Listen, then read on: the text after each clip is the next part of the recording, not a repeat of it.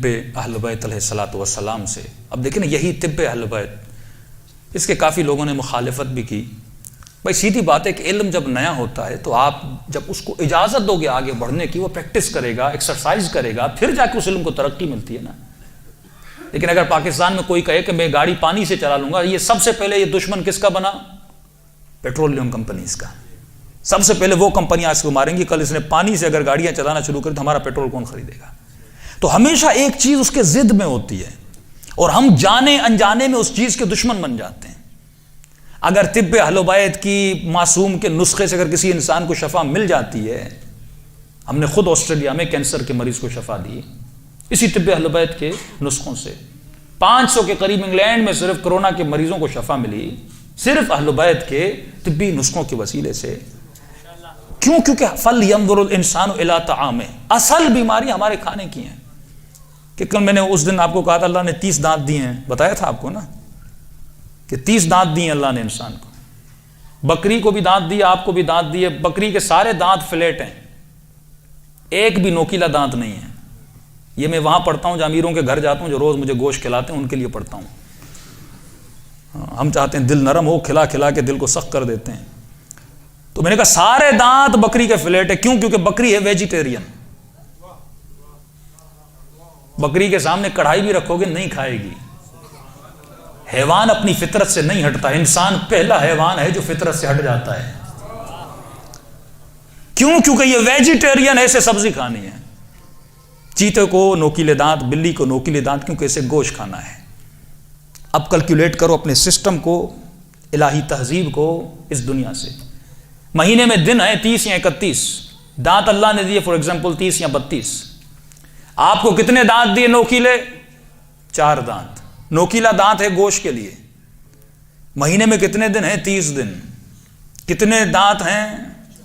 4 دانت گوشت والے, 26 دانت سبزی والے. تو اس کا مطلب تمہارا اسکیجول یہ ہونا چاہیے کہ مہینے میں 4 بار گوشت کھاؤ, 26 دن سبزی کھاؤ نا.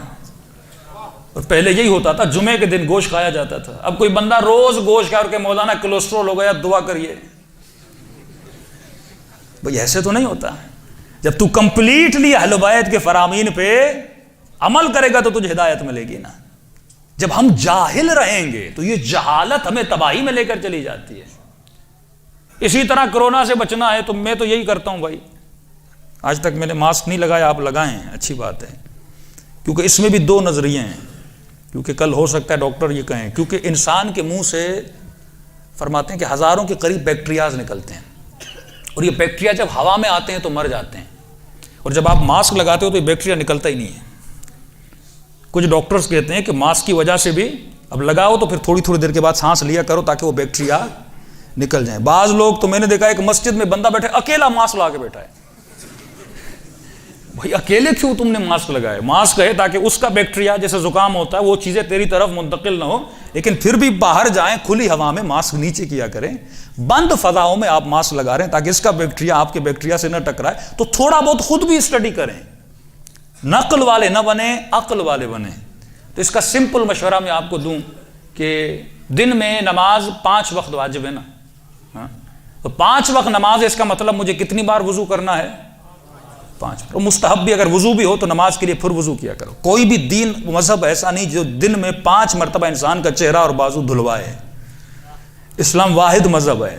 تو کوشش کیا کرو اس 5 کو 10 کر دو, کہ دن میں 10 مرتبہ ہر آدھے گھنٹے کے بعد وضو کیا کرو. اب وضو میں کلی بھی ہے, ناک میں پانی بھی جاتا ہے, اور یہ ثابت ہوا جب ٹھنڈے پانی سے انسان وضو کرتا ہے کافی بیکٹیریا ٹھنڈے پانی سے مر جاتے ہیں.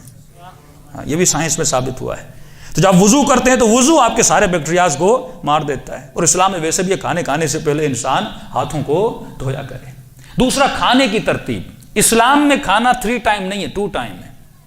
علماء کی روش جو ملتی ہے بہترین 2 ٹائم کھانا کھائیں, بیچ میں انسان تھوڑا فروٹ کھا لے.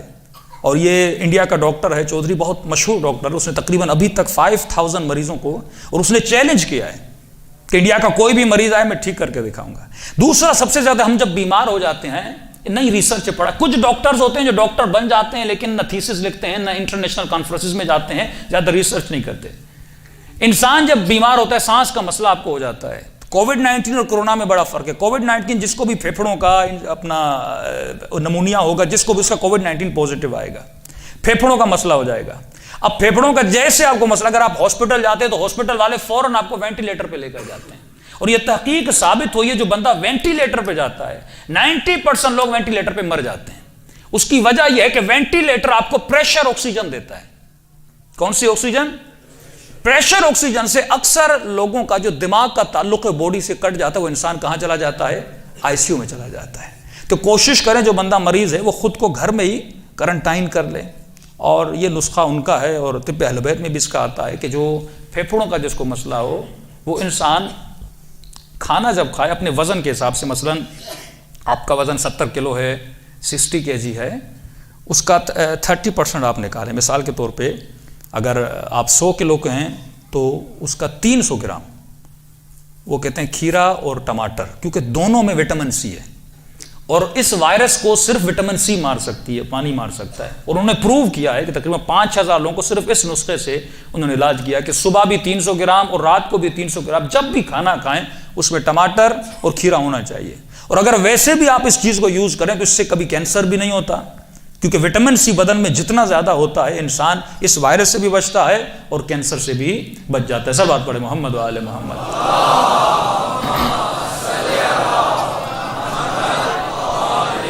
محمد وعجل فرجم. اور ایک جڑی بوٹی جو سنائے مکی, تو سب نے, اب یہ تو ہم نے اس وقت کہا تھا جب طب اہل بیت میں سنائے مکی کا, پھر اس کو اہل سنت نے کافی مشہور کیا, میڈیا پہ آئے کرونا کے بعد. سنائے مکی کیسی جڑی بوٹی ہے, یہ ہمارے گھر میں گریڈ 3 کی چربی تھی جگر پہ, گریڈ 3. ڈاکٹر نے کہا کیونکہ جگر کی بیماریوں کا علاج اس میں نہیں, ایلوپیتھی میں نہیں ہے. جگر کی بیماریوں کا علاج, کیونکہ اس میں ہیپاٹائٹس ہو یا یرقان ہو, جتنی بیماریاں ہیں اس کی معصومین کی روایات میں اس کی جڑ جگر ہے. کیونکہ جگر اگر خون نہیں بناتا پھر معدے کا مسئلہ ہوتا ہے, جگر اگر غلط خون بناتا انسان کو کوڑ ہو جاتی ہے, کھال کی رنگت بدل جاتی ہے, مختلف چیزیں, سارے مسائل. اور جگر کو بہترین اس کا علاج ہے سنائے مکی. ہم جو چائے پیتے ہیں, اور کتنے جتنے واقعات ہمیں ملتے ہیں, جن لوگوں نے امام زمانہ کی زیارت کی تو امام جب آئے تو اس نے کہتا ہے میں نے مولا کو کہا, مولا, امام نے کہا ہم ان فضولیات سے دور ہیں, اور دن رات ہم یہ فضولیات پیتے رہتے ہیں کیونکہ ہمیں عادت ہو گئی ہے نا. وہ چیز پیو جو تیرے لیے فائدے مند ہو. اگر ایون چائے کا کپ بھی مجھے فائدہ نہیں دے رہا, میں کیوں پیوں اس کو؟ تمہیں ہر چیز کا فائدہ ہونا چاہیے, یہ جسمانی فائدہ ہو یا روحانی فائدہ ہو. اگر جسمانی فائدہ نہیں ہے تو کم از کم روحانی فائدہ نہیں تو کم از کم جسمانی فائدہ ہو. تو ہمارے گھروں میں چائے بھی ایسی ہونی چاہیے جس کا میرے وجود میں کوئی فائدہ ملے. تو بہترین چائے سنائے مکی کی چائے ہے.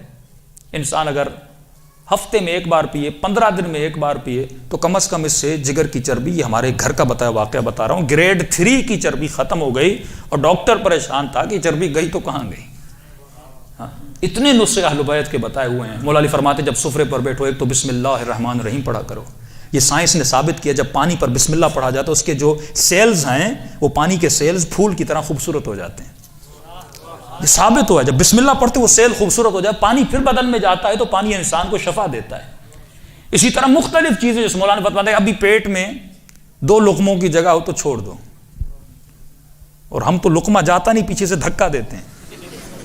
ہاں, میں آپ کو نہیں, میں نے مولویوں کو دیکھا, وہ مولوی کیسا جیسے سفرے پر کھانے پر بھی کنٹرول نہ ہو. تو ہمارے ایک مولانا تھے کہ مولانا آپ تو کم کھاتے ہیں لیکن ہمیں کھانے دیجئے. اور وہ کھایا, اگلے سال دیکھا اس کو فالج ہو گیا. میں نے کہا مولانا اتنا کھایا, کم کھاتے تو زندگی زیادہ ہوتی. تو اس کی مثال ایسے دیتا ہوں, یہ واقعی علماء اخلاق مثال دیتے ہیں. مثال کے طور پہ اللہ نے آپ کی چینی کا بجٹ رکھا ہے کہ یہ بندہ اپنی زندگی میں 50 kg چینی کھائے گا. اب آپ ہرس کر کے وہ 50 kg 20 ایئرز میں کھا لو, چینی ختم ہو گئی بھائی. اب ڈاکٹر کہے گا شوگر ہو گئی ہے. اب چینی زیادہ کھاؤ گے تو مر جاؤ گے, لیکن اس کو تھوڑا تھوڑا کر کے کھاؤ تو دنیا بچے گی اور آخرت. اور شیطان دیکھو نا, اس کے گمراہ کرنے کے, کل میں نے جو آپ کو بتایا نا کہ حمزات ہے, نفاسات ہے, نفخات ہے, یہ مختلف طریقوں سے انسان کو گمراہ کرتا ہے.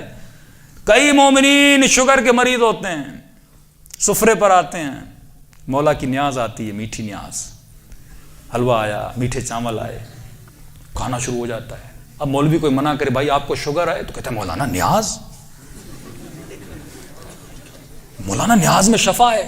اب کچھ آپ کہو یہ مولوی مقصر ہے، بھائی نیاز سے روک رہا ہے. اب اپنی خواہش نفس کو کہاں پورا کر رہا ہے؟ حسین کی نیاز میں پورا کر رہا ہے.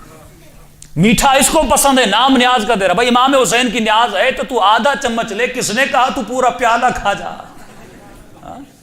شفا ملنی ہے تو تھوڑے سے بھی تجھے مل سکتی ہے نا. لیکن آپ دیکھو نا، اگر میں اس سسٹم میں نہیں ہوں کہ نماز تو علی کے پیچھے اچھی لگتی ہے لیکن کھانا امیر شام کا اچھا لگتا ہے، مولا فرماتے نہیں، پھر نماز بھی علی کی اچھی لگے، کھانا بھی علی کا اچھا لگے نا.